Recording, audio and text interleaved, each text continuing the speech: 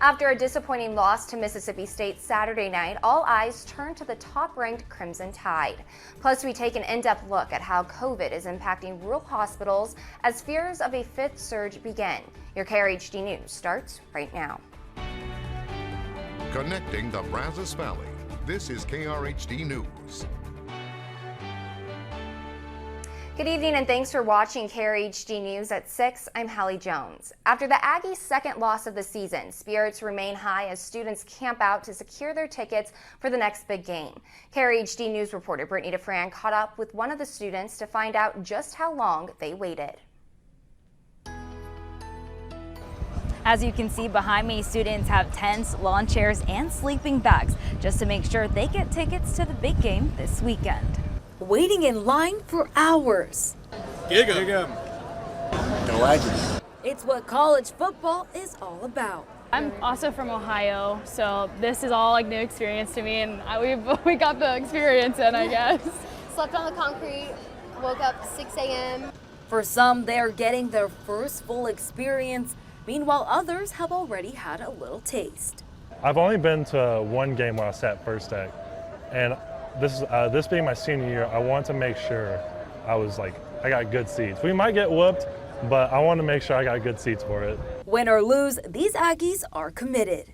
So we've been in line since 7, and it's now 4 hours. Almost noon. 5 hours. This will be the 4th home game of the season, and the anticipation for the A&M Alabama game is a sight to see. I've never seen a line this long, and I've never seen so many tents. I honestly fell out of place. I didn't bring my own tent apparently, but people had like TVs set up watching movies, games. It was crazy. I've never seen anything like it before. But the smile on their faces screams the wait was worth it. Yes. We pulled second deck to get a good view in row 2. So. Yay! So excited. This weekend, number 1 ranked Alabama Crimson Tide comes into College Station to take on the Aggies. At Texas A&M, Brittany DeFran, KRHD News. And it's been a disappointing season for the Aggies so far. They came into the season ranked 6th in the AP poll, moving up to 5th after routing Kent State in the season opener. Following back-to-back wins against Colorado and New Mexico, the Aggies dropped their first game of the season to Arkansas with second-string QB Zach Calzada at the helm after starter Haynes King was injured against Colorado. And on Saturday, a second loss to unranked Mississippi State knocked A&M out of the top 25. And it doesn't get any easier for A&M as the Crimson Tide come to College Station undefeated and are a top-ranked team in the country. The last time the Aggies hosted Alabama at Kyle Field was in October of 2019. An unranked A&M team took on the 8th-ranked Crimson Tide in front of a sold-out crowd, but the Aggies fell short, losing by 19 to the Tide 47-28. And looking at the history of Texas A&M versus Alabama since A&M joined the SEC in 2012. In their inaugural season, A&M beat the Tide 29-24 with Heisman winner Johnny Manziel. In 2013, A&M hosted Alabama for the first time as SEC members. They dropped that one 49-42. The Crimson Tide have won all of the last 8 matchups against the Aggies and lead the all-time series 11-2. And odd makers in Vegas not giving much respect to the Aggies. According to Tipico Sportsbook, Alabama is favored by 17.5 points, meaning the Aggies would need to lose by 17 or less in order to cover the spread. Odd makers also don't think there will be much scoring in this one, with the total number of points expected to be right around 50. After a 4th surge of COVID-19, Texas seems to be taking a turn for the better. The Delta variant crippled many hospitals, including several in rural Texas. Now, amid fear of a 5th surge, there is a shortage of healthcare workers. Tonight, KRHD News in-depth reporter Nick Bradshaw takes a look at the human cost.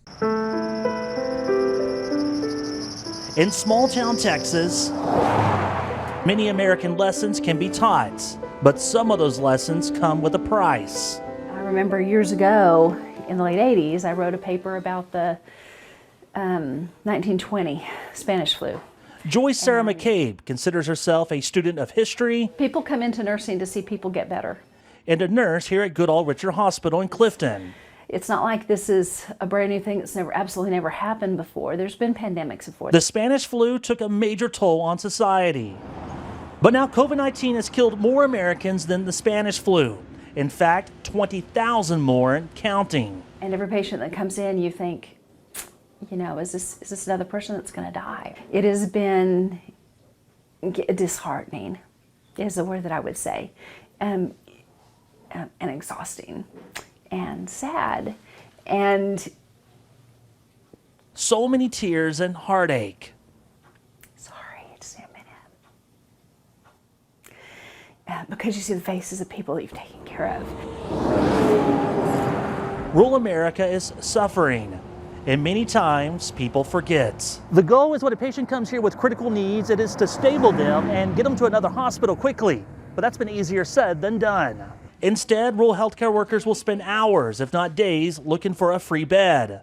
Yeah, like rural people do. We pulled ourselves up by our own bootstraps and said, okay, so what do we need to do to make this person better? Because they are not going to die just because they're in a rural facility. The pandemic has put a huge strain on rural hospitals. There's just no relief from the stresses that it causes.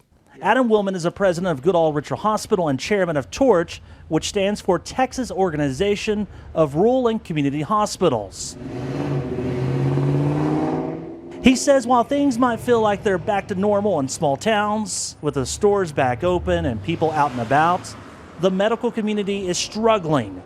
And a thought of a fifth surge? The surge that we've had to suspend our electives, and many other rural hospitals across the state are suspending elective procedures. Last year, it hit us to the tune of about 40% of our net revenue.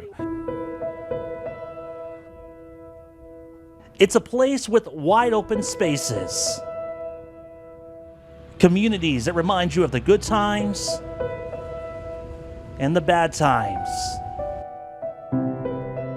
But it's a calling for many to serve. And that, coupled with the fact that I believe that there are no surprises to God, and I feel called to do this. This is what I'm supposed to do. Nick Bradshaw, 25 News. Thanks, Nick. The CDC says rural communities are twice as likely to die now from COVID compared to those living in cities. New data released today shows the divide when looking at the 7-day case rate. Health experts say much of the blame has to do with the ongoing staffing shortage. And just last year, an American Journal of Medical Quality study found a staffing shortage of at least 1 million nurses in the U.S. It also projected a further shortfall of over 510,000 nurses in the next decade. That same study gave the Texas nursing workforce a C- rating in 2015, while projecting a D rating by 2030. It predicts Texas will rank third highest in the U.S. for nursing shortages with over 62,000 needed. COVID-19 now forcing hospitals to triage some non-life-threatening procedures. The study found doctors and nurses facing burnout from extra tasks and baby boomer retirements behind much of the shortage. And it's not much better for nursing homes. New federal rules coming this month will force senior living staff to vaccinate or face termination. The feds say at least 40% of Texas nursing home staff are unvaccinated. That adds up to over 100,000 employees. The workforce already dropped by 12% in 2020. Many facilities are increasing pay and incentives to prevent the shortfall. And for the latest on how COVID-19 is impacting the Brazos Valley, connect with us online and on social media. It's simple. Pull out your smartphone, open the camera app, and scan the QR code you see on your screen right now. A notification banner will appear at the top of your phone. Tap that banner and you'll have access to our website and all of our social media accounts. From our nation's capital this evening, the U.S. may lose an important credit rating if the government can't raise the country's debt ceiling. Fitch Ratings warns that the fight on Capitol Hill could force the firm to downgrade America's AAA credit rating. The U.S. Treasury Department has warned it will run out of cash by October 18th. At that point, the Treasury would no longer have total confidence it could pay America's bills. Fitch is suggesting that getting near that date could trigger a downgrade. A new poll from the Associated Press says most Americans are in favor of helping Afghans settle down in the U.S. if they helped the American government during the war. 72% of Americans say they favor granting refugee status to those who worked with the U.S. or Afghan governments and if they pass security checks. Experts call this one of the most unifying issues we've seen in our country since 9/11. With October being National Disability Employment Awareness Month, Baylor Scott & White Hospital in College Station is working to make a difference. Project Search provides employee skills training and workplace internships to disabled individuals as they prepare for adult life. Those who take part in Project Search are provided additional vocational skills in their internships and can utilize them as they search for full-time employment. When people with disabilities are employed in the community, it's mutually beneficial for both the person with disabilities and the business that they work for. And a lot of businesses report improved image of their company by having people with disabilities working for them. Coming up tonight on Krhd News at 10, I speak with one of the Project Search interns and his experiences at Baylor Scott & White. Domestic violence experts are using police video of their interview with Gabby Petito before she was found dead to educate others about subtle signs of abuse. I was just apologizing, but I guess I said it in like a mean tone, and he got really frustrated with me, and he locked me out of the car and told me to go take a breather, but I didn't want to take a breather because I wanted to get going. We're out of water. When someone is a victim of domestic violence, we know that's about power and control. Tina Swithin started an advocacy and networking site, One Mom's Battle, after what she describes as domestic abuse and a negative experience with the family court system. She says she watched the wheel of domestic violence play out in that video. She is isolated from her friends and family. You know, he's in a position of power. It's her van, yet he is locking her out and threatening to abandon her on the side of the road as a young, small female in a foreign area. Swithin says that she could relate to Petito questioning her own mental health and actions as she talked with police about a physical encounter with her fiance. Swithin says that abuse victims typically don't present well. A victim of domestic violence, they may talk fast, they may freeze, they may become defensive, panicked, the fight or flight mode.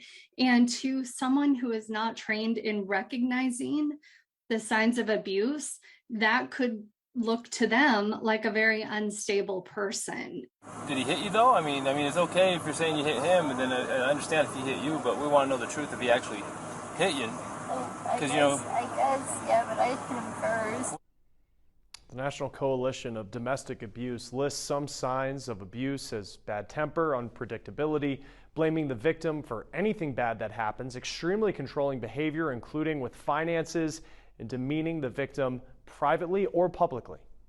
We have to teach our daughters to trust their intuition. We have to teach them what red flags are, what boundaries are, that they're not responsible for someone else's feelings or emotions. Swithin encourages abuse victims to educate themselves on things like reactive and emotional abuse and coercive control, also to know that they're not alone or to blame.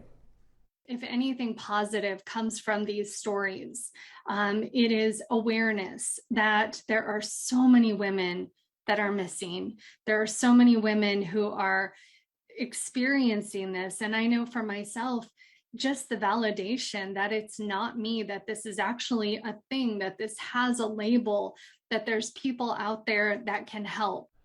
One Mom's Battle has resources for anyone going up against a high conflict, toxic individual in family court. For anyone in immediate danger, the National Domestic Violence Hotline is 1-800-799-SAFE or 7233. The website is thehotline.org. You can also text START to 88788 to get help. Well, the number of people in need of help has grown drastically amid the pandemic. Groups that aim to provide aid say they're seeing big increases in requests, what they say they need as the pandemic continues. Apple is warning customers about possible delays getting the new iPhone 13 due to the computer chip and camera part shortages. Despite that, some cell carriers are already offering the new phone for almost nothing. Consumer reporter John Matterish checks them out so you don't waste your money. If someone offered you a free iPhone 13, most of us would shrug it off, figuring it's some sort of scam. But believe it or not, some of these offers are pretty good.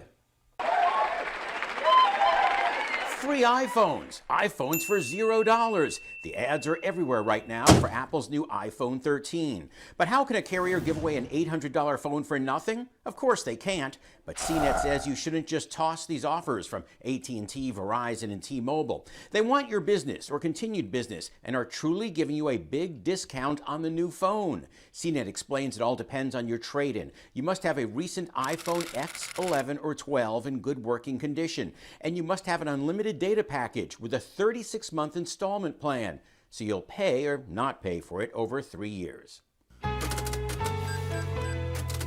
But from the dozens that stink file all the extras that make these free phones anything but free. Activation fee, $30 to $50. Tax, $10. Case and screen protector, $40. That's $100 and that stinks. But if you want the newest phone, CNET says these early promo deals are the best you'll find for a while. Now, obviously, no one's going to hand you a new iPhone 13 completely free, but some of these offers can be worthwhile, so you don't waste your money. I'm John Matteries, 25 News. Well, if you're feeling lucky, you may want to head to the nearest place lottery tickets are sold because tonight's Powerball drawing is worth an estimated $670 million. The jackpot rolled over again after there was no winner in Saturday's drawing. The Powerball has been rolling over for months after the jackpot was hit in June. If someone wins tonight, they take home a lump sum of $475 million. Airlines are bleeding money, and it's probably not going to stop anytime soon. The International Air Transport Association is forecasting that airlines will lose nearly $52 billion this year. That updated outlook is more than previously forecast. The group also expects airlines to lose $11.5 billion next year before finally returning to profitability in 2023. And the CDC is urging caution for the holidays to prevent COVID-19 outbreaks. The CDC recommends people delay travel until they are fully vaccinated. If you are planning to attend an in-person party, the CDC recommends getting vaccinated as soon as possible. Also, they say don't attend any events if you are sick or experiencing symptoms. It has been a warm one on this Monday across the area. At least we're not dealing with a lot of humidity, and that's going to be the case for most of this week. So it's going to be dry out there. Highs will be in the 80s the next couple days, Tuesday into Wednesday, and we may even push 90 by the end of the week on into the weekend. We're not talking mid to upper 90s, but it's still going to be pretty warm out there. Then a few thunderstorms could be possible by early next week, but that's probably going to be our closest rain chance. So it's going to be about 7 days from now. Our Extra Co Eagle Eye Bryan College Station, lots of sunshine out there for today. We'll continue to see that. As you can see, hardly a cloud in the sky for our part of the state here in the Brazos Valley. You can see from Marlin down toward Navasota, things are very quiet. You have to go to deep South Texas to find some showers and thunderstorms, and those are moving the other direction towards the Rio Grande and northern Mexico, so away from us. And we have northerly winds just pulling in that dry air around here, and that's going to be the case over the next few days for us. So tonight, temperatures will be falling into the 50s and low 60s.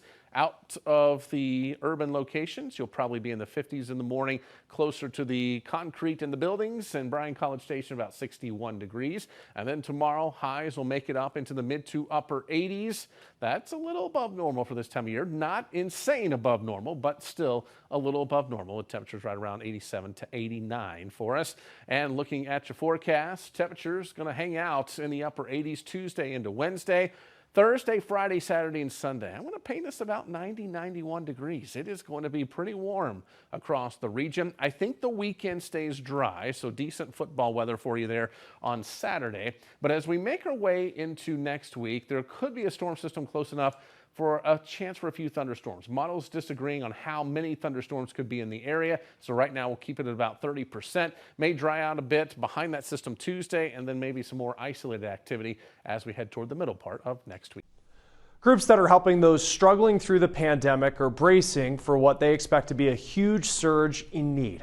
Thomas Hoppe shows us why the need is already growing.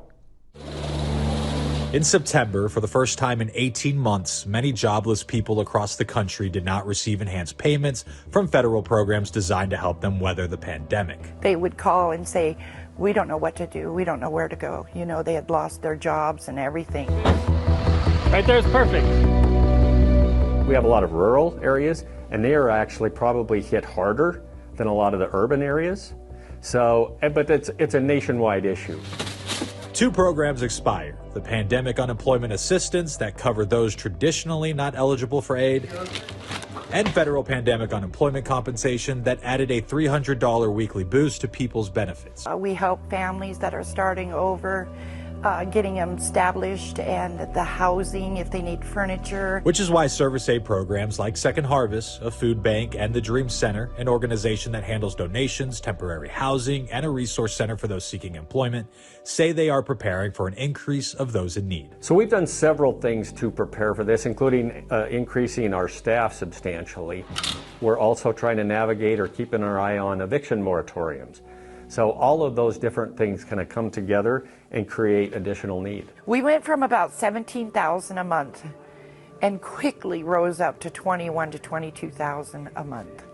So I mean, the numbers were, we noticed it right away. The need is so different than before, because before it was a need, but now it's desperate need. Although unemployment levels have improved across the country, Moody's Analytics says it may be more than a year before things return to pre-pandemic levels. For that very reason, service aid programs say their job is more important than ever now to help other Americans get back on their feet during the pandemic. I'm Thomas Hopper reporting. Thomas, thank you. The news feed starts with new insight into unruly passengers in the air. United CEO says that they've banned more than 700 passengers amid the pandemic. Now, that's actually low compared to other airlines. Delta has banned 1,600 passengers. Well, the film industry is showing some life again. The new Venom movie brought in more than $90 million this opening weekend, which is easily the best opening for a movie since the start of the pandemic. Now it is time to start talking about Black Friday already. Amazon is rolling out its Black Friday worthy deals earlier than ever before. You can check them out at amazon.com/epic deals. The company says it will offer deep discounts on big brands through October and November. The CIA is investigating additional Havana syndrome attacks. The latest report comes from an intelligence officer serving in Serbia. U.S. officials say the officer suffered from serious injuries consistent with Havana syndrome. Now, the condition gets its name after a series of attacks that were reported by the U.S. Embassy employees in Havana, Cuba. The neurological attacks started happening in 2016. People have reported problems concentrating, problems with coordination, and vertigo. Now, currently, U.S. officials are looking into more than 100 cases. So far, they've ruled out drugs, chemicals, and toxins as a possible cause. Now, experts who are advising the government on this issue say it's very possible there's a device being used to cause the attacks. So what we're thinking at this time is indeed that what we're seeing is a form of directed energy, the form of directed energy most likely being something utilizing radio frequency and sonics, as well as a strong probability for a microwave component. Dr. James Giordano says it is possible that some of the cases reported are a result of mass psychogenic illness. Now, in other words, mass hysteria. Still, Dr. Giordano says it is important to investigate the issue. At this point, the important questions are further understanding the physiological manifestations of the Havana syndrome. What are the symptoms? What are the signs? How long do they last? The CIA says it has tripled the number of medical staff looking into the attacks. Some U.S. personnel have been recalled from their overseas locations. New Zealand took a zero-tolerance approach to the pandemic with mask mandates and strict lockdowns. But now the country's admitting that it cannot get rid of COVID-19 entirely. The country now pulling back on some of its restrictions. The housing market has been a hot one as the number of homes available dwindles in some places. And now more people are turning to the internet to find their dream place. What's driving the iBuyer trend? Well, it's a word in the housing market that you can expect to hear a lot more of this year. We're talking about iBuyers. Now, these are real estate companies like Open Doors, Zillow Offers, and OfferPad that use algorithms and technology to buy and sell homes quickly. Now, they took a hit in 2020, but have seen big growth so far this year. Homeowners used an iBuying service to sell more than 15,000 homes earlier this year. And according to a new analysis from Zillow, that makes iBuyers responsible for 1% of all U.S. home purchases for the first time. This is still a small number, but an expert who studies real estate Real Estate Tech tells us that he expects this type of service is only going to keep growing. Even in a hot seller's market like today, where there's so much demand for houses and there's not a lot of supply, consumers still are valuing that certainty over, bringing it to market and effectively trying to get the most number of bidders possible to pump the price up. Now, that certainty that he's talking about is not thinking about things like what's my house worth, what repairs do I have to make, and how long is it going to take to sell. Instead, you provide the iBuyer with basic info about your property, and they estimate your home's value, then send you an offer. iBuyers are corporations. They're not people, right? So they're making financial decisions around buying a home and not emotional decisions in the way that you or I might do that. But with that said, they're still buying a home. So their offers need to match market rates. They can't afford to go in and lowball people. They just wouldn't get any customers. Now, Mike Del Preta says from his research, iBuyer offers were a bit under market value before the pandemic. Now he says they might be among the best offers you can get. But you do want to keep in mind the traditional route of selling your home may still make you more money with people bidding more on your home. Now, the service fees that iBuyers charge are 5 to 6% of the sale price. That is usually what a real estate agent charges as well. Typically, you won't pay extra to buy a house from an iBuyer.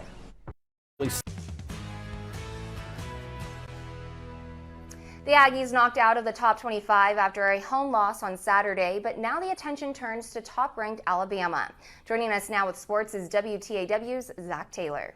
Here's your 25 sports update with WTAW Zach Taylor. Hey KRHD viewers, if Texas A&M football plans on knocking off top-ranked Alabama this weekend, they'll have to do so without some big-time playmakers. Coach Jimbo Fisher says junior center Luke Matthews will miss the rest of the year with a shoulder injury, while cornerbacks Miles Jones and Brian George are also expected to sit. The Aggies have dropped 2 in a row following last Saturday's 26-22 loss to Mississippi State. By the way, kickoff time for A&M's game at Missouri has been set. The Ags and Tigers will kick off at 11 a.m. on Saturday, October 16th. The Texas Rangers ended their regular season with a whimper yesterday, falling to the Cleveland Indians 6-0. Meanwhile, the Houston Astros walked off against the Oakland A's 7-6. Houston has a couple of days off before it hosts the Chicago White Sox for Game 1 of the ALDS. The Dallas Cowboys rolled past the Carolina Panthers yesterday, 36-28. Meanwhile, the Houston Texans were blanked by the Buffalo Bills 40-0. Tonight's NFL game is out in LA, where the Chargers host the Las Vegas Raiders at 7:15. From the WTAW Sports Studio, I'm Zach Taylor. Checking the news feed, a whistleblower says that moves Facebook made after the election played a part in the January 6th attack on the U.S. Capitol. Former Facebook product manager telling 60 Minutes that the company pulled back on safeguards that were supposed to be there to fight misinformation in an effort to make money. Facebook executives have denied the social network has led to polarization. Now, a new AP NORC poll showing the majority of Americans support Afghans who helped the U.S. be offered resettlement in the United States. Poll found that 72% of Americans are in favor of that, showing support across political lines. Now, the Pope and other religious leaders are signing an appeal to world leaders to do more to stop climate change. UN Climate Conference starts next week in Scotland. Pope Francis said in the appeal that religious leaders will also do more to encourage sustainable behavior. The Biden administration is pushing for new worker protections after record-setting temperatures killed or sent many workers to the hospital this summer. Dan Grossman found that these heat-related illnesses disproportionately affect communities of color and have been on the rise because of climate change. So, how about the weather we're having? Got another one of those? Yeah. Thank you. Outside of the landscaping industry, it's cheap small talk. So right now we're just doing a little sod removal. But to people inside, like Jeff here, it's as vital as anything else he discusses with his crew. It's been great with the cooler mornings. You know, it's like a little kickstart to the day where you're not too overwhelmed with the heat or anything. This summer, they dealt with record-setting temperatures, as did landscaping crews nationwide. A recent investigation by NPR and Columbia Journalism Investigations found that because of extreme heat, 384 workers have died over the course of the last decade. And when looking at 3-year averages, the number of worker deaths has doubled since 1990. When I first came into the industry many years ago, safety was a It was a bad word. Susie Boyd helps run a roofing company and says new standards that are being discussed by OSHA are welcome news. They include prioritizing inspections on hot days when the temperature is 80 degrees or higher, targeting high-risk industries like roofing and landscaping, and developing a federal rule that protects workers, something advocates have long sought. In our industry, you can have a lot of friction with OSHA and a lot of friction over restrictions because, of course, it slows down the work and you're sometimes not as profitable on the work. But what I've seen through the years and what I've experienced at our own company is we've cut the number of really terrible accidents way, way down, and that's good. But it's not just how many workers are affected, it's also about who they are. Most of Jeff's team is Hispanic. Numbers from the Bureau of Labor Statistics show Hispanics make up only 17% of the U.S. workforce, but have accounted for a third of all heat fatalities since 2011. Labor is our number one issue, so the fact that we keep them safe is that much more critical. John McMahon is the CEO of the Associated Landscape Contractors of Colorado, our country's state with the highest number of H-2B workers per capita. Here, these protections are vital. The pandemic has led to a shortage that has meant more work in extreme heat for fewer workers. You know, the fact that OSHA is doing this is actually, we welcome it, as long as it's practical, of course. We have the fact that we're extending our season, so now our seasonality is extending more into the winter and spring and fall months than we've had before. Since 2015, landscaping services have had the third highest number of severe injury reports, meaning workers like Jeff can now breathe a little easier knowing his health and his team's health are being prioritized by his company and those who monitor it. Yeah, no, it's perfect. Yeah. I'm Dan Grossman.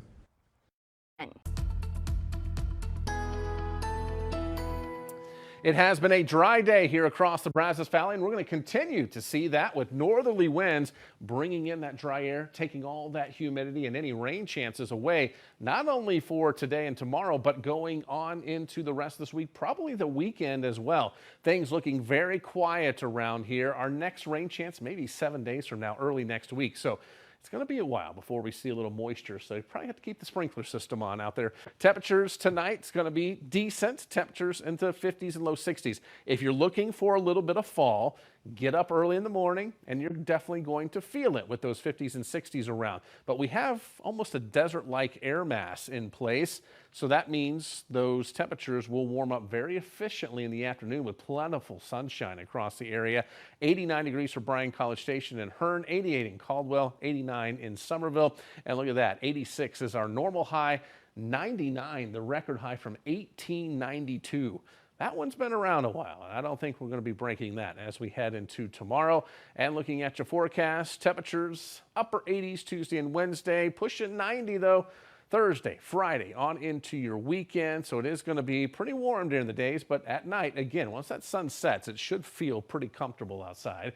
Then we get to next week, go about a 30% chance for a few thunderstorms on Monday. Some models are wetter than others, so we'll keep it on the lower side for now and continue to track that as we get closer. And then by the middle part of next week, maybe another chance for a few isolated storms. But until then, it's going to be warm and dry. Let's take a look at the news feed. Cities and states are barely spending pandemic relief money. The Associated Press found that states have only spent about 2.5% of the $350 billion they got from the American Rescue Plan. The law says that states need to commit to spending the money by 2024. Now, the CDC wants people to be careful during the holidays. They say only those who are fully vaccinated should travel. The agency is continuing to urge people to wear masks inside in an effort to cut down on the spread of COVID-19. Meanwhile, some people said that they wouldn't get the COVID vaccine until it was approved by the FDA. Now, that approval doesn't appear to be changing people's minds. After a brief 16% rise in the demand for the Pfizer vaccine, the company now says it's fallen off. As students return to school, it is getting more difficult to get food into cafeterias across the country. Supply chain issues are leaving some schools without balanced meals and students with fewer choices. Lexa Liaco shows us how cafeteria workers are trying to get creative to make sure students aren't going hungry.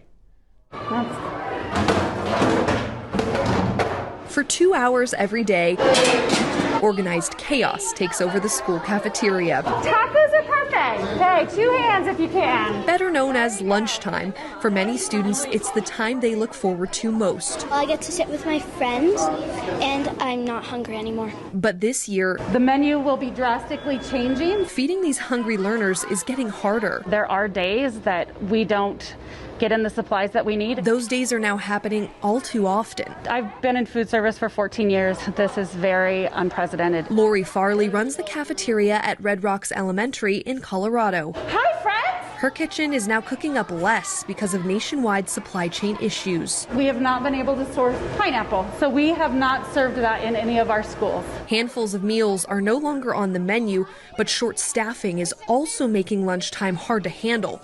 Lori is alone here most days. We've had to shift into simpler meals like a sun butter sandwich and string cheese or a yogurt meal to help alleviate some of the stress off of our staff. The stress stretches from the schools to the warehouses that supply them. Beth Wallace is the president of the National School Nutrition Association. This is not a short-term problem. This is a nationwide supply chain struggle that we're going through right now. Beth says with the strict nutritional requirements for school lunches, many manufacturers are just not making as many of the special products anymore. And what is available is more expensive. Normally this time of year you would see this full of product. She says it's gotten so bad for some schools, they don't always have a balanced meal for kids. One of the directors from another state said, I couldn't get any vegetables or I couldn't get any fruit. I did my best and we just didn't have any. But all these empty shelves mean more to Beth than filling up a warehouse. You have to be well nourished to start your day and get off on the right foot for learning. And more kids than ever need those meals. The USDA is providing free breakfast and lunch for all students this year because of the pandemic. Beth says she's seen a huge increase in students eating meals from school all over the country. This is all about the kids, and we've got to get kids back in schools, learning, and back in that process that make them successful humans. But the good news is, I have a blueberry parfait. We did some research. And what do you think? Was it pretty good? I'm eating it right now. And with every struggle the adults are juggling, there you are. Only some of the students seem to notice. I wish there could be something else to eat instead of just the same things over and over. But most don't seem too bothered. The lunch ladies don't bring it up, so we don't notice. Do you miss having those things, or is this okay? This is okay. We strive to, keep it behind the scenes, right? Like, we don't want, like anybody to feel or to see our struggle. But no matter how long these shortages last, these women are happy to hustle if it means students stay full. And as long as I get to eat, I'm happy and it's fine with me. I'm Alexa Liacco reporting. The global airline industry is on the other side of the financial crisis created by the pandemic. The International Air Transport Association predicted it will lose far less money next year. The association includes most airlines all over the world. They expect travel within the U.S. next year to almost get back to what it was pre-pandemic. The U.S. government spent $25 billion bailing out airlines. The COVID vaccines did not take home the top prize for medicine innovation. Instead, two scientists who discovered how our bodies sense touch, heat, and cold were awarded the Nobel Prize in Physiology or Medicine. The discovery of how our bodies convert physical sensations into messages to the nervous system could pave the way for new painkiller medicines. Some experts believe the Nobel Prize Committee missed the mark by not giving it to the vaccine research, which was done primarily by women. Now, when you woke up this morning, did you think about what you were going to wear today? Well, it's a question that we all face, and now one museum is looking at how what we wear tells the story of what we're going through. Maya Rodriguez gives us a look at the new exhibit that is asking all of us to take part. From an elaborate ceremonial wedding dress to the uniform of an NFL player, clothing can tell the story of a person as well as a time and place. It says a great deal about what's happening at the moment. Sarah Lynn is co-curator of The Stories We Wear, a new exhibit at the Penn Museum in Philadelphia.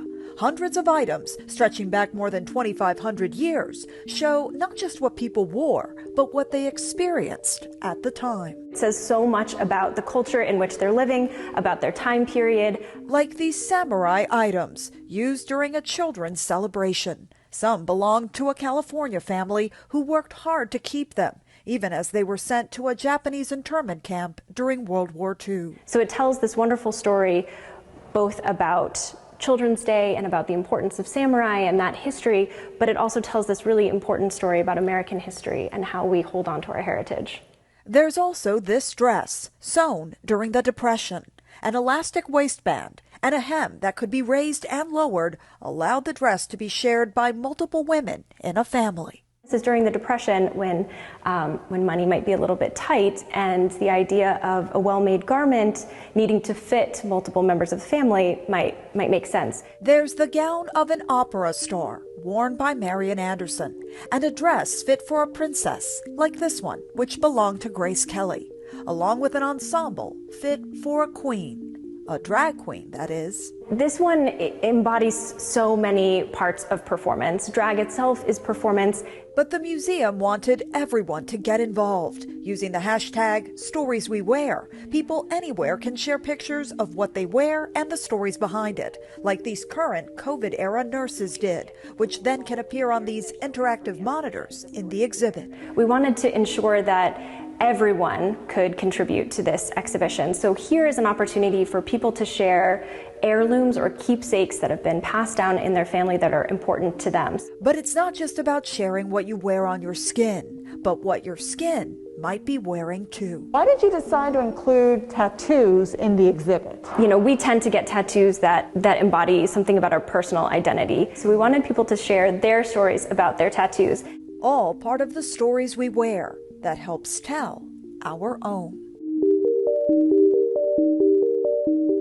In Philadelphia, I'm Maya Rodriguez.